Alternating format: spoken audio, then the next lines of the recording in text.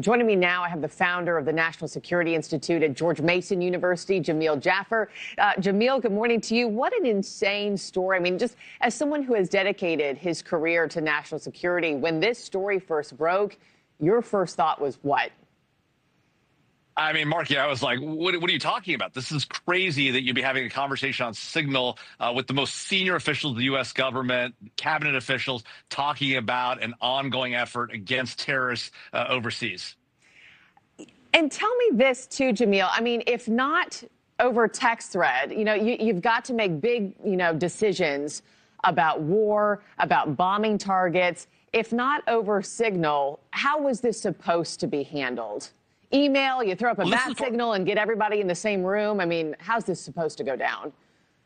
No, that's exactly it, Marky. I mean, historically, you'd go into a sensitive compartmented information facility. You'd all get together at the White House Situation Room. You'd have a conversation, then you go out to your agencies and do the work. At the same time, each of these officials has their own skiff in their home, so they can use that as well. But the truth is, Marky, look, when ongoing things are happening and ongoing conflicts are happening, the reality is people oftentimes get on their private cell phones, their work cell phones, and are talking in an unclassified manner. They're talking around classified information. That's not the right way to do it, but it happens all the time. This is when security rules get too hard. People create workarounds. People are creative. Signal, probably one of the safest workarounds because it's an encrypted messaging app, but still not the right way to do these things and a challenge. Now, look, the one thing you might say, Marky, and you haven't heard this from the administration yet, but it might be coming, the president could have very well have authorized them to use this capability to have conversations. He can do that when it comes to classified information.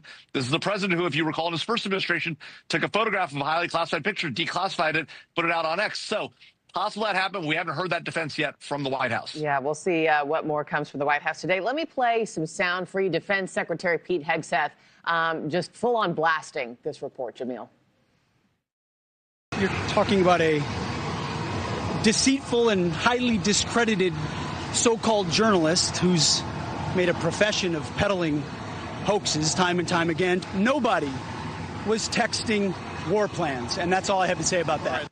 Yeah, so Hegseth was pretty firm that they were not sharing war plans. He's denying this, but the National Security Council says the text chain appears to be authentic. What kind of consequences could these high-level officials face here?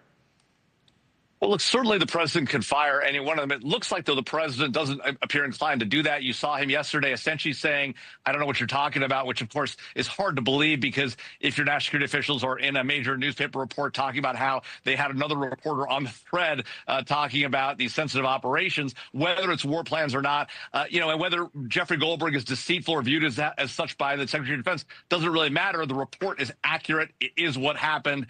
There's no question this is not some story being peddled. It's the truth. Now, the question of whether it's war plans or operational details, if you're disclosing information about the ongoing military operation, that could be damaging if it gets out. In this case, obviously, the leak was inadvertent, but it happened. So, I don't think anybody's going to be prosecuted for this. The reality is that this wasn't an intentional or willful disclosure of classified information. At the same time, somebody could get fired, but this administration, we'll see. And the other big question before I let you go, I imagine that, countries like Russia, China, Iran are just salivating, over this headline.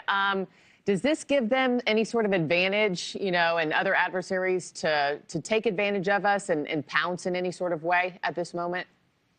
Well, look, obviously, we've heard terrible things about how our phone system is completely, essentially compromised by the Chinese and the Salt Typhoon attacks that happened during the last administration. Now, this administration has a concern because if they're using Signal and continue to use it going forward, you've now given the adversary a target to point at. Now, Signal is going to be hard to get into. It's got encrypted messaging end to end. That's a good thing. That being said, if you're now focused on one particular target, then you can put a lot of effort into it. You know now that all the senior cabinet officials, I mean, nobody complained, by the way, Marky. Nobody was on this thread. You have the CIA director, the director of national intelligence, secretary of state, all talking. Nobody's saying, hey, by the way, should we be doing this in a skiff? So now you've got a target to point at. Although it's likely that given what just happened, they're going to move off this platform. What really needs to happen, though, here, Marky, the government needs to have a classified messaging app that all these folks can use. The reality is these things happen. You're on the run. You're moving. You're not always near a skiff.